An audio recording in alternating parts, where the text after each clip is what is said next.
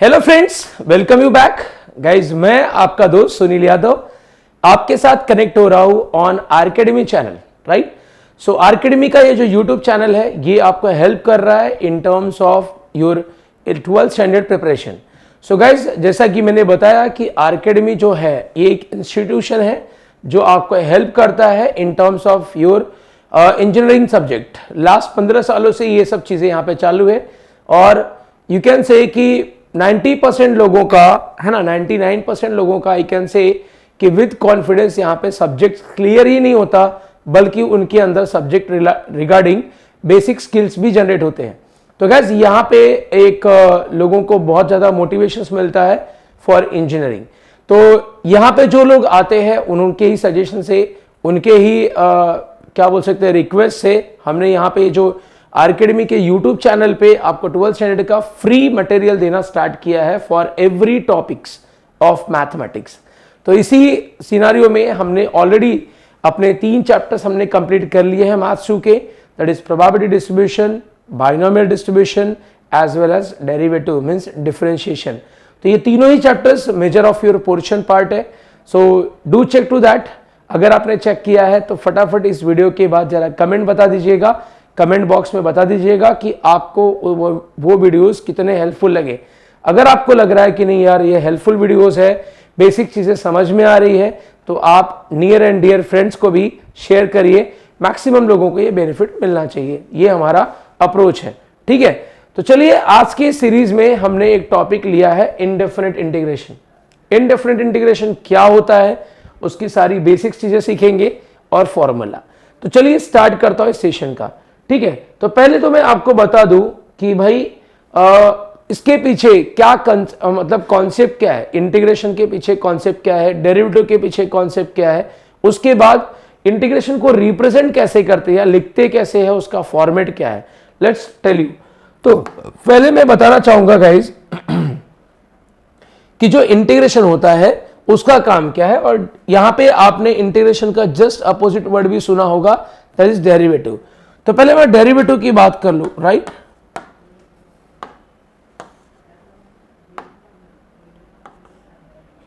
सो अगर मैं डेरिवेटिव की बात करूं ना, तो डेरिवेटिव का मेन टास्क क्या होता है।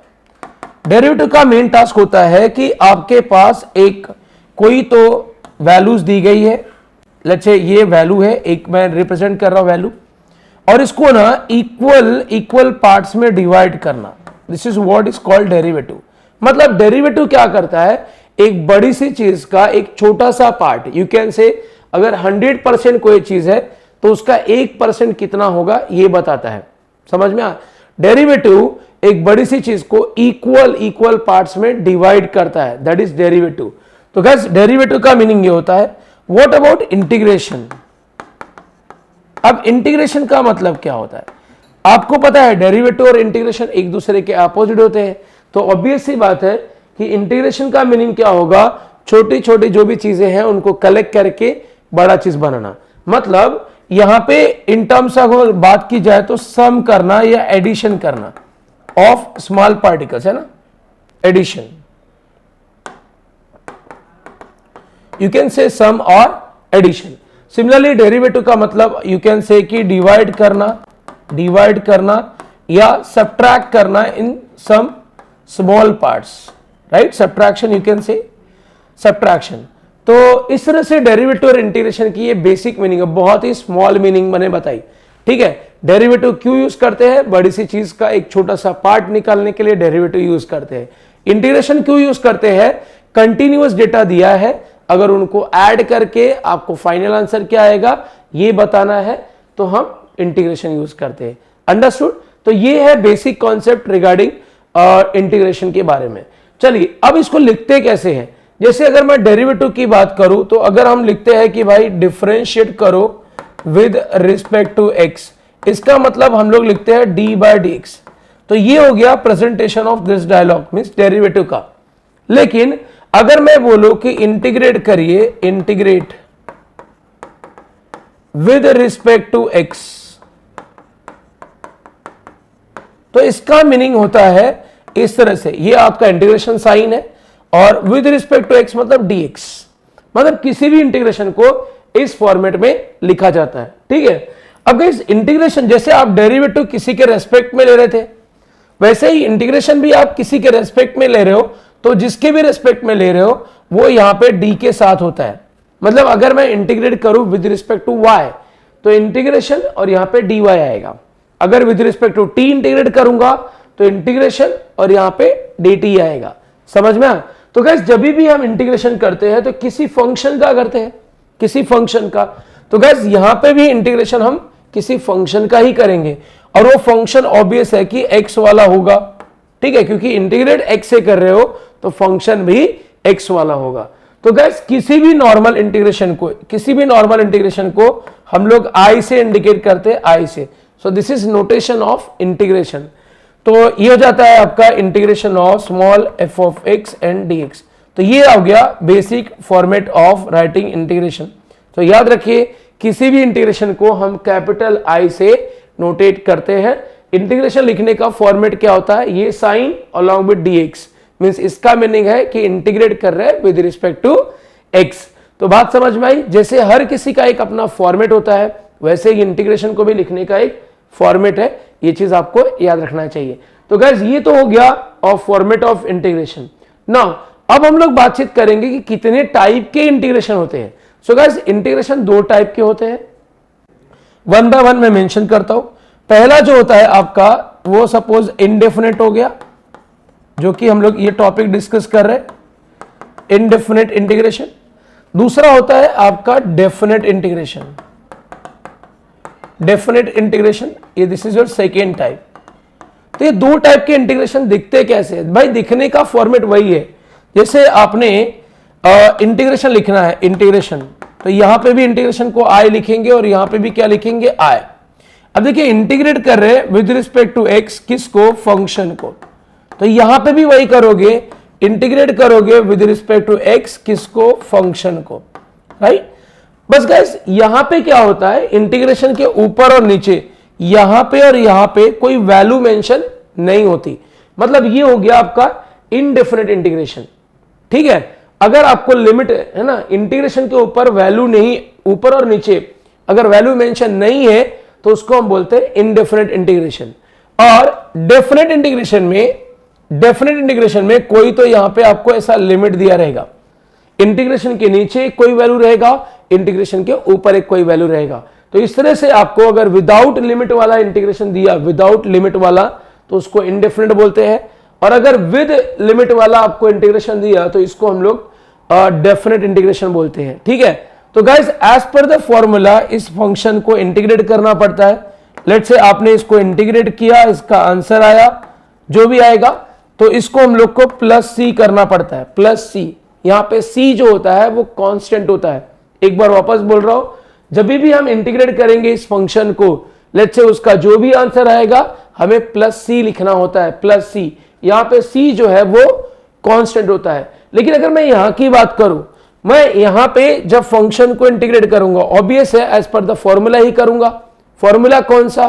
क्या इंडेफिनेट और डेफिनेट का अलग अलग फॉर्मूला है? नहीं, फॉर्मूला एक ही है। जो इंडेफिनेट का फॉर्मूला है वही आपका डेफिनेट इंटीग्रेशन के लिए भी फॉर्मूला है। मतलब अगर आपको एफ ऑफ एक्स इंटीग्रेट करके जी ऑफ एक्स मिला है इंडेफिनेट में, तो यहां पे भी अगर आप एफ ऑफ एक्स को इंटीग्रेट करोगे तो आपको जी ऑफ एक्स ही मिलेगा, सेम रिजल्ट मिलेगा। जो यहां पे मिला था वही यहां पे मिलेगा। भाई इंडेफिनेट में हमने प्लस सी लिखा था, लेकिन डेफिनेट में प्लस सी नहीं लिखते, उल्टा ये जो आपको इंटीग्रेशन का लिमिट दिया है, इंटीग्रेशन का लिमिट, इसको हम लोग राइट साइड में लोअर लिमिट को बॉटम में, अपर लिमिट को टॉप में लिखते हैं। This is way of writing. फिर उसके बाद क्या करना होता है, इसमें अपर लिमिट और लोअर लिमिट पुट करना होता है। एफ ऑफ एक्स को जो इंटीग्रेट करके मिला है इसमें आपको ये लिमिट्स पुट करने हैं। ठीक है, तो गाइस मैंने जैसा बोला था कि एफ ऑफ एक्स को इंटीग्रेट किया तो जो आंसर यहां पे मिला है वो इसके अकॉर्डिंग ही रहेगा, मींस इंडेफिनेट फॉर्मूला के ही अकॉर्डिंग हम फंक्शन को इंटीग्रेट करेंगे एंड देन ये जो लिमिट है इसमें पुट करेंगे। ठीक है, तो पहले हम अपर लिमिट डालेंगे, फिर माइनस लोअर, मतलब हमें पहले अपर लिमिट के लिए वैल्यू निकालना है, फिर माइनस लोअर लिमिट के लिए वैल्यू निकालना है।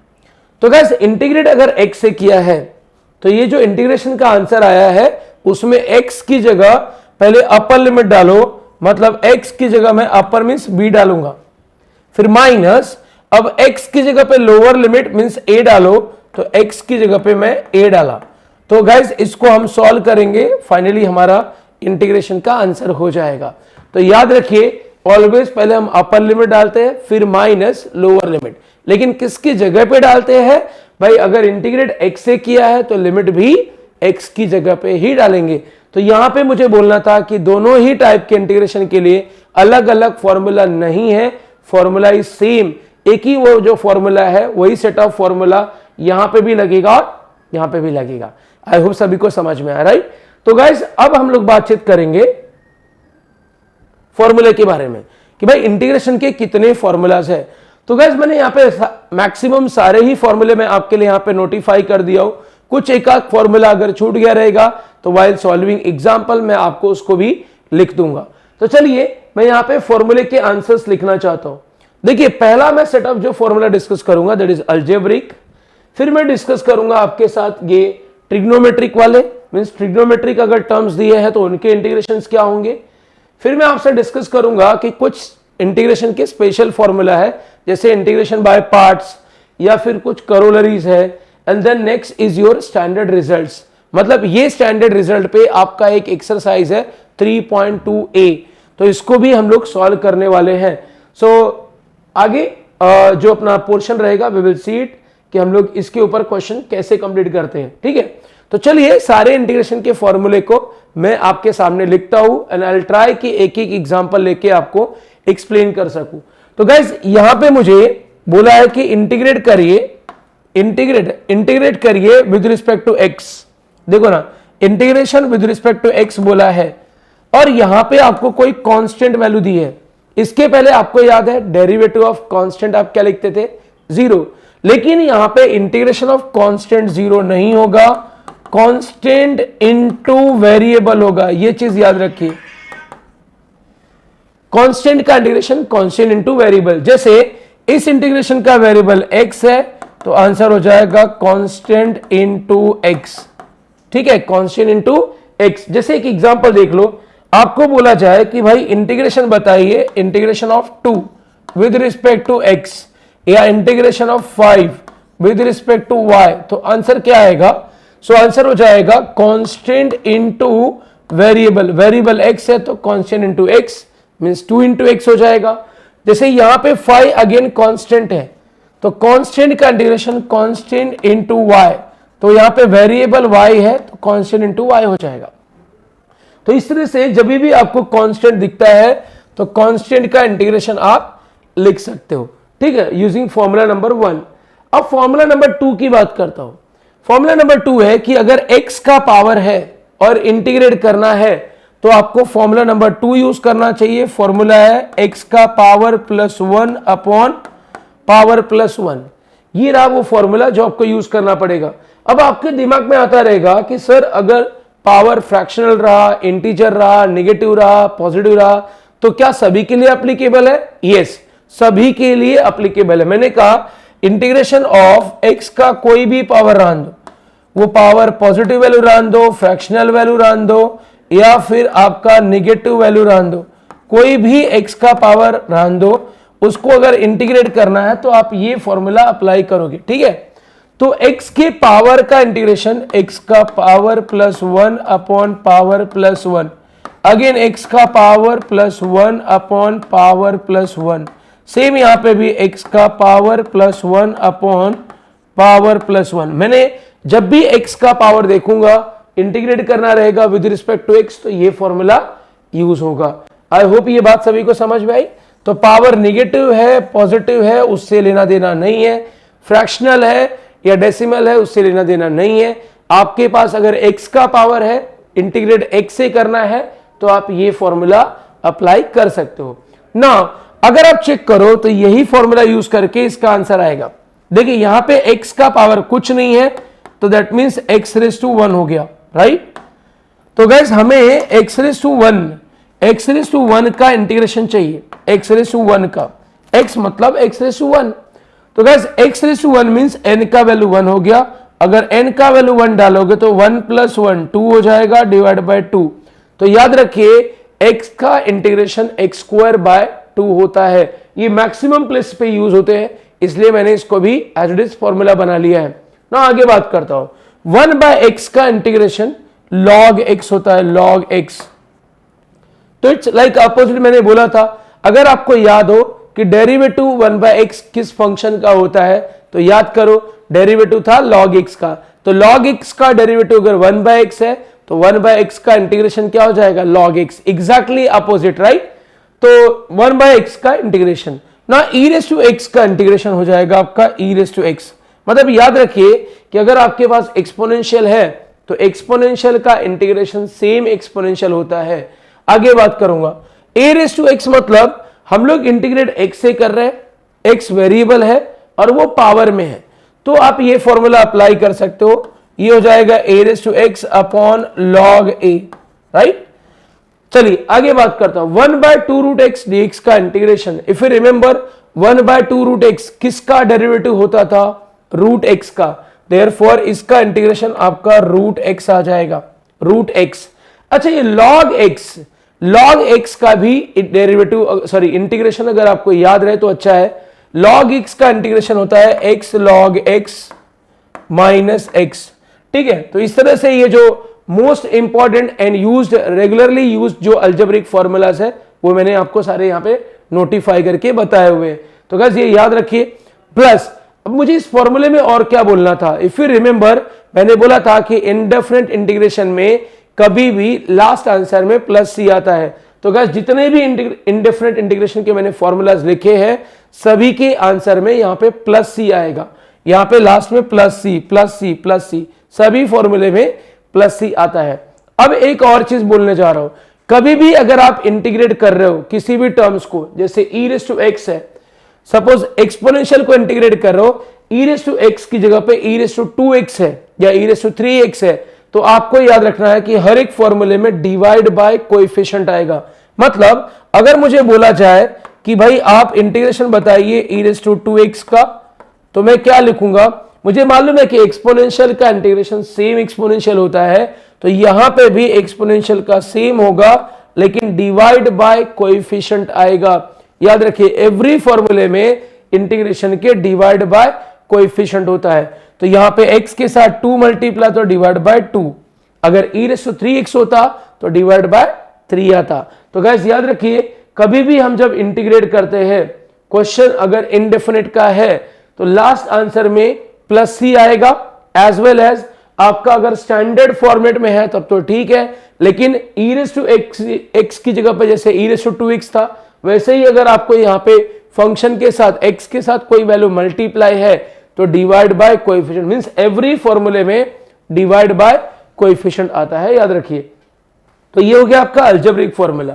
ना आगे बात करेंगे दैट इज ट्रिग्नोमेट्रिक। अगर आपको ट्रिग्नोमेट्रिक दिया है उसका आपको इंटीग्रेशन निकालना है, राइट। तो चलिए बात करते हैं। Integration of sine minus cos हो जाता है, कॉस का इंटीग्रेशन साइन हो जाता है, ठीक है। tan का इंटीग्रेशन log ऑफ आपका sec x हो जाएगा, या इसी को आप लिख सकते हो minus log of cos x, ठीक है। तो इस तरह से आप ये आंसर लिख सकते हो। Now tan integration of cot x क्या होता है भाई, इंटीग्रेशन ऑफ cot x होता है log of, so integration of cot x क्या होता है, इंटीग्रेशन ऑफ cot x होता है log ऑफ आपका sin x, ठीक है, log of sin x। Integration of sec x होता है आपका log of sec x plus tan x। So guys इसी को आप इस तरह से भी लिख सकते हो log of tan π/4 plus x, मतलब ये रिजल्ट दोनों ही एक्सेप्टेबल है।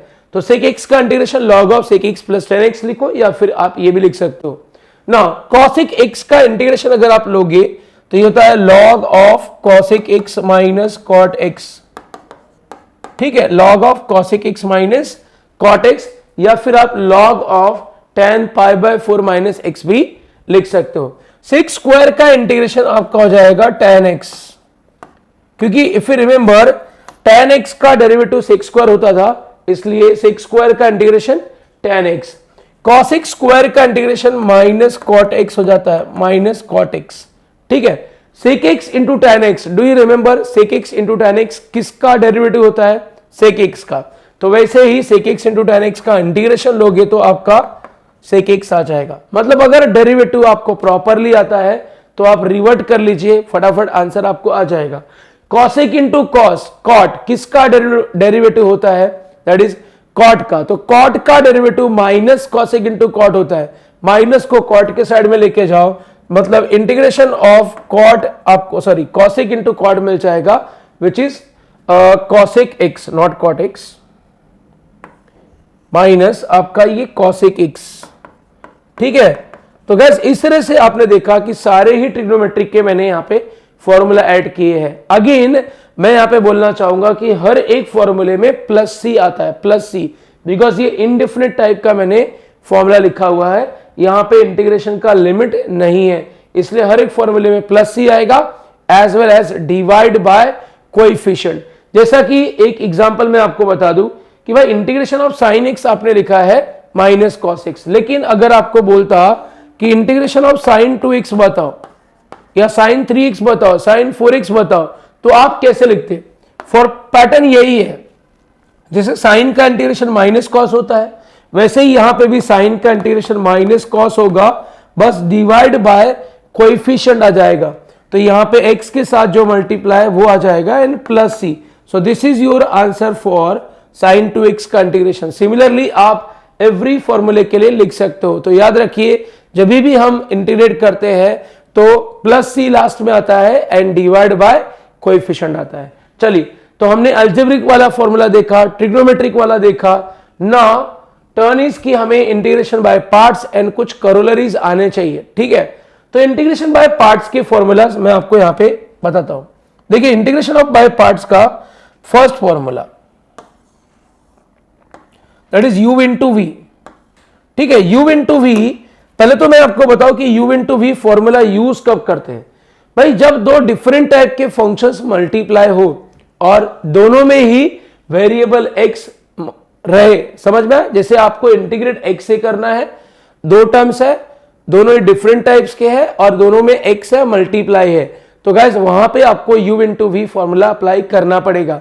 तो u इंटू वी फॉर्मूला का एक पैटर्न है और वो पैटर्न है आपका u integration of v minus integration, फिर आपका आता है डेरिवेटिव ऑफ u, फिर integration of v and the whole integration. तो ये पैटर्न हमें फॉलो करना पड़ता है u इंटू वी फॉर्मूले के लिए। तो मैं रिपीट कर दूं, u इंटू वी फॉर्मूला हम कब यूज करेंगे? जब दो डिफरेंट टाइप के फंक्शंस है ना, डिफरेंट टाइप के फंक्शंस आपस में मल्टीप्लाई हो। जैसे मैं कुछ एग्जांपल दिखा दूं आपको, यहां पे देखिए, अगर आपको बोला जाए कि इंटीग्रेट करो एक्सपोनेंशियल को इनटू साइन एक्स, तो गाइस यहां पे मैं बोल सकता हूं कि एक आपका एक्सपोनेंशियल टाइप का फंक्शन है, एक आपका ट्रिग्नोमेट्रिक टाइप का फंक्शन है, तो दो डिफरेंट टाइप के फंक्शंस मल्टीप्लाई है और इंटीग्रेट करना है, मतलब मैं यहां पे यूज करूंगा u into v rule. Again मेरे पास एक एग्जांपल है कि सपोज मेरे पास है एक्स स्क्वायर इंटू ये आपका लॉग एक्स, ठीक है, दोनों को है ना, ये मुझे इंटीग्रेट करना है। तो आप देख सकते हो कि दो डिफरेंट टाइप के फंक्शंस है, एक आपका अलजेब्रिक है, एक्स का इक्वेशन या एक्स के टर्म में एक्सप्रेशन उसको बोलते हैं अलजेब्रिक, और यहां पे आपको लॉगरिथमिक फंक्शन है, दो डिफरेंट टाइप के फंक्शंस मल्टीप्लाई है, इंटीग्रेट करना है, तो u इंटू वी रूल। अब दिमाग में ये आता है कि सर u किसको लेने का और v किसको लेने का, है ना? क्या हम रैंडमली किसी को भी u एंड v सेलेक्ट कर सकते हैं? Answer is no. u और v सेलेक्ट करने के लिए देयर इज वन रूल जिसका नाम है लिएट रूल, ठीक है। तो ये लिएट रूल क्या है, I will tell you in detail. कैसे हम लोग लिएट रूल का यूज करके u और v डिसाइड करते हैं, मैं आपको भी बताने वाला हूं। तो चलिए स्टार्ट करता हूं लिएट रूल के बारे में। सो लिएट रूल LIATE, ठीक है, इसमें हर एक अल्फाबेट का अपना ही मीनिंग है। जैसे L का जो मीनिंग है दैट इज लॉगरिथमिक, कोई लॉगरिथमिक फंक्शन दिया है जैसे log x, log 2x, log 3x, that is logarithmic. फिर आता है I मींस इनवर्स। अब इनवर्स फंक्शन कैसे होते हैं? Sine inverse, cos inverse, tan inverse, है ना, साइन रेज टू -1 इसको बोलते हैं इनवर्स, राइट। यहां पे जो a दिख रहा है this is called algebraic. Algebraic मतलब कोई तो x के टर्म में इक्वेशन।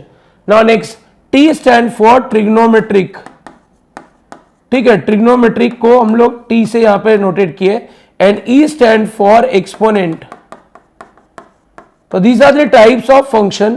जब भी हमें u इंटू वी डिसाइड करना होता है तो इस लिएट रूल को हम कैसे यूज करते हैं भाई, हम जर्नी यहां से स्टार्ट करेंगे, अपनी ट्रेवलिंग यहां से स्टार्ट करेंगे। हम लोग यहां से स्टार्ट करेंगे, जो भी रास्ते में पहले मिला उसको u लेना है, जो बाद में मिला वो v लेना है। जैसे यहां पे देख लीजिए, ये आपके पास सपोज इंटीग्रेशन दिया है, दो डिफरेंट टाइप के फंक्शंस मल्टीप्लाई है, तो u और v डिसाइड करना है। तो क्या करोगे, लिएट के पास जाओ, मुझे बताओ पहले अलजेब्रिक आता है या लॉग। जर्नी आपने स्टार्ट की तो पहले लॉग है बाद में अलजेब्रिक है, तो ये जो लॉग वाला है वो u हो जाएगा और जो अलजेब्रिक वाला है वो v हो जाएगा। मैंने बोला था जर्नी यहां से स्टार्ट करो, लेफ्ट साइड से, फ्रॉम लेफ्ट टू राइट जाना है, ठीक है। आपको रास्ते में जो एक्सप्रेशन, जो फंक्शन पहले मिला उसको u लेना है, जो बाद में मिला उसको v लेना है। तो अब मेरे पास ये दो फंक्शंस थे, पहले लॉग आएगा या अलजेब्रिक, तो चेक किया मैंने, पहले लॉग आया बाद में अलजेब्रिक, तो लॉग वाले को u लिया और अलजेब्रिक वाले को v लिया। एक और एग्जांपल देख लो, ये वाला। सपोज आपको यहां पे u और v डिसाइड करना है, बिकॉज इंटीग्रेट करना है विद रिस्पेक्ट टू x, दो डिफरेंट टाइप के फंक्शंस है। तो अगेन आप लिएट के पास जाओगे। लिएट क्या बोलता है कि आपका अलजेब्रिक सॉरी ट्रिग्नोमेट्रिक पहले आता है, ये देखो ट्रिग्नोमेट्रिक पहले आता है, बाद में एक्सपोनेंशियल आता है ना। यहां से अगर मैं गया तो पहले ट्रिग्नोमेट्रिक बाद में एक्सपोनेंशियल, तो ट्रिग्नोमेट्रिक वाले को मुझे u लेना पड़ेगा और एक्सपोनेंशियल वाले को मुझे v लेना पड़ेगा। तो ऑलवेज याद रखिए कि u एंड v का पोजीशन या u एंड v डिसाइड करने के लिए हम लिएट रूल को यूज करते हैं।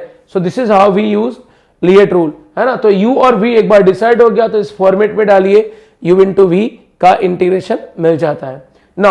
अब कुछ करोलरीज की बात कर लेते हैं जो कि इंपॉर्टेंट है और इसके ऊपर बहुत सारे क्वेश्चंस पूछे जाते हैं। इवन आपके कुछ फॉर्मूला भी इसी करोलरी से डिराइव किए गए हैं, ठीक है। तो याद रखिए, डिनोमिनेटर में अगर कोई फंक्शन है, डिनोमिनेटर में अगर कोई फंक्शन है और उसका डेरिवेटिव ऊपर आ रहा है, तो आपको लिखना पड़ेगा log ऑफ डिनोमिनेटर। मतलब इस इंटीग्रेशन का आंसर हो जाएगा log ऑफ डिनोमिनेटर। जैसे मुझे बताओ, आपने इंटीग्रेशन ऑफ tan x क्या लिखा था, इफ यू रिमेंबर।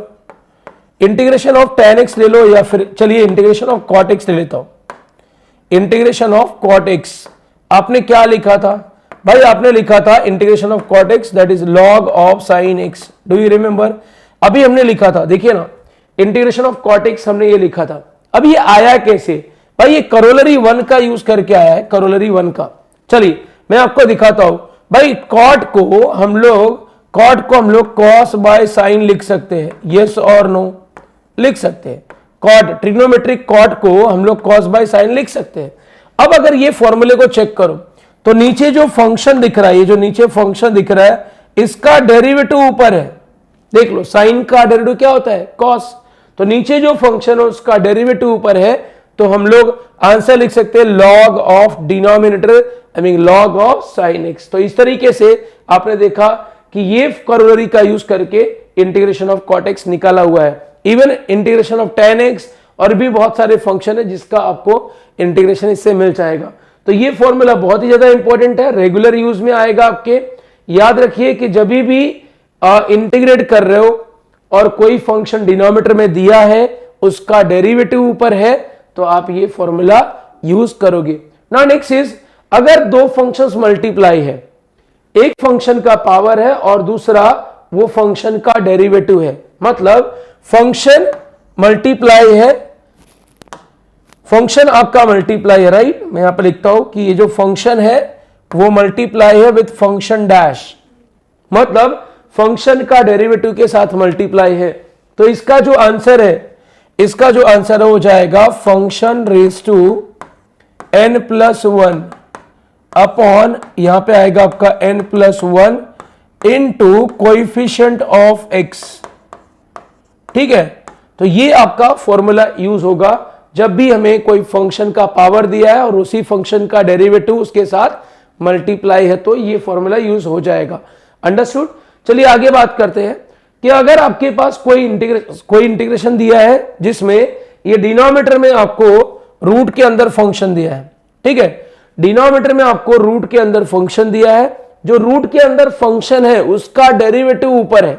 जैसे मैं यहां पे लिख सकता हूं कि मेरे पास है एक term that is integration of, यहां पे मैं बोलूं कि मेरे पास है रूट ऑफ tan x और tan का डेरिवेटिव हो गया sec स्क्वायर x। तो गाइस ये देखिए, ये जो पैटर्न है वो इस पैटर्न को फॉलो कर रहा है, मतलब रूट के अंदर जो फंक्शन है उसका डेरिवेटिव ऊपर है। तो हम लोग यहां पे इसका आंसर लिख सकते हैं two root of function, two root of function. मतलब अगर मैं ये फॉर्मूला यूज करूं तो इसका आंसर क्या आ जाएगा, फटाफट मुझे कमेंट बॉक्स में बताइए कि इसका सॉल्यूशन क्या लिखोगे। आई होप आप सभी को समझ में आया होगा कि अगर रूट के अंदर कोई फंक्शन है, इसका डेरिवेटिव ऊपर है, तो आप ये फॉर्मूला अप्लाई करोगे। तो मैं देखना चाहता हूं कि कितने लोग इस फॉर्मूले को समझे हैं और इसका आंसर मुझे कमेंट बॉक्स में बताते हैं। Let's see that. तो जो भी स्मार्ट लोग हैं, जो भी इंटेलिजेंट लोग हैं, या फिर जिसको मैं बोलूं कि सीखना है, बहुत इंथुजियास्टिक है in terms of their integration, तो डेफिनेटली ऐसे क्वेश्चंस के आप आंसर देने आना चाहिए। तो चलिए इसके आगे हम लोग बातचीत करेंगे, which is the last set of your formula sheet, ठीक है, and that is standard results. तो गाइस ये स्पेशल रिजल्ट्स है या स्टैंडर्ड रिजल्ट्स है जिसके ऊपर आपका एक एक्सरसाइज ही है। तो विल सी दैट कि कैसे इसको हमें बाहर करना है। चलिए तो मैं one by one formula discuss कर लेता हूं। Integration of 1 upon variable, suppose x है, variable square plus a square, a यहां पे कांस्टेंट है, तो याद रखिए 1 upon variable square plus constant square means x square plus a square, इसका इंटीग्रेशन हो जाएगा 1 by a tan inverse of x by a। तो ये आपका फॉर्मूला हो गया। तो याद रखिए 1 upon x square plus a square का इंटीग्रेशन होता है आपका 1 by a tan inverse of x by a। तो next is 1 upon x square minus a square. तो गाइस प्लस की जगह पे माइनस अगर आया तो आंसर हो जाएगा 1 by 2a log of x minus a upon x plus a। ठीक है, हर एक फॉर्मूले में plus c and divide by coefficient आता ही है। आगे बात करेंगे 1 upon a square minus x square, अगर इसको इंटीग्रेट करोगे तो 1 upon 2a log of a minus x upon a plus x। ठीक है, तो ये आपका फॉर्मूला हो जाएगा, सॉरी यहां पे आपका a प्लस और a माइनस, ये फॉर्मूला हो जाएगा, राइट।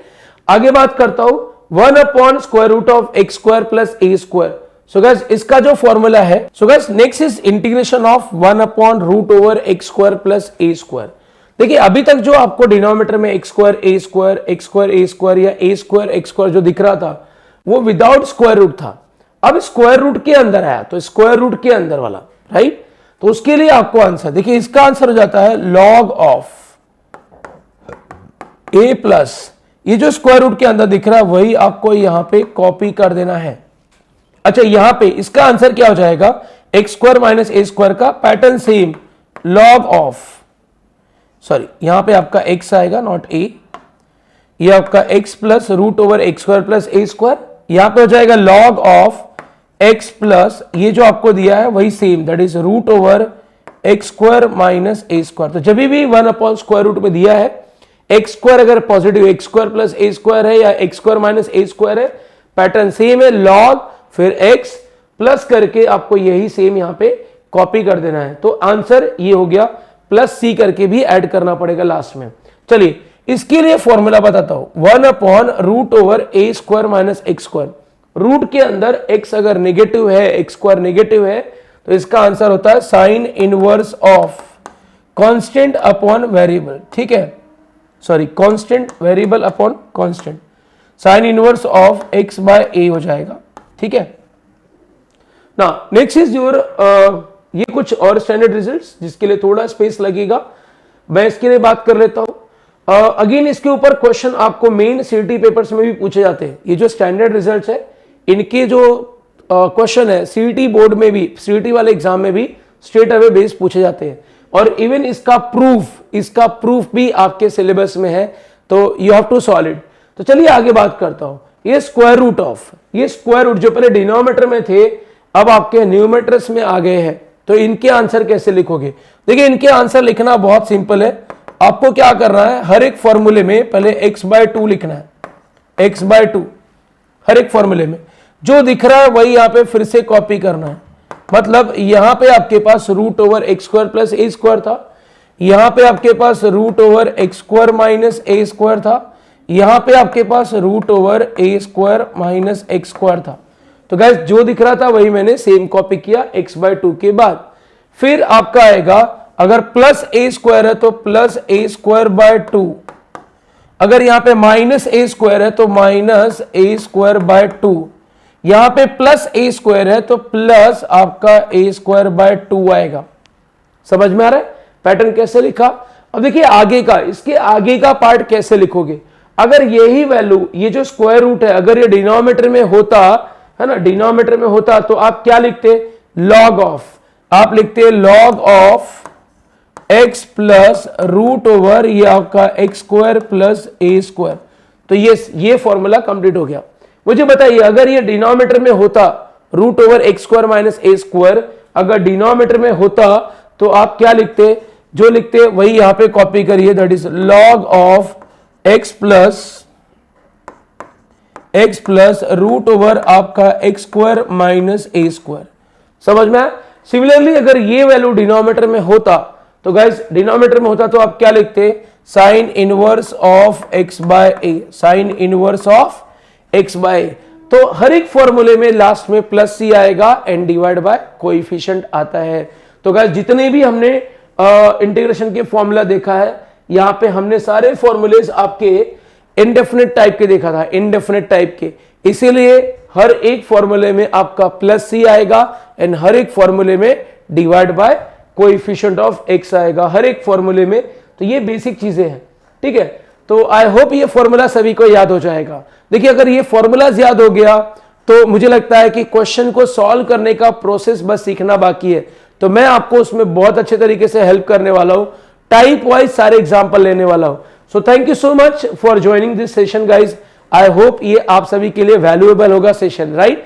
अगर आपको लगता है कि सेशन अच्छा है तो डू कमेंट टू अस, हमें रिप्लाई दीजिए कि भाई हाँ समझ में आया, नहीं समझ में आया, ये फॉर्मूला हमें थोड़ा अलग तरीके से बताइए। इस तरह के कमेंट हम लोग को आपके मोटिवेशंस के लिए अच्छा होगा। तो चलिए मैं आगे एक्सपेक्ट करूंगा कि आप इस वीडियो को और भी लोगों तक पहुंचाओगे और फिर मैं आपके साथ एक नए चैप्टर में, इस चैप्टर के कंटेंट के साथ वापस मिलूंगा। Thank you so much.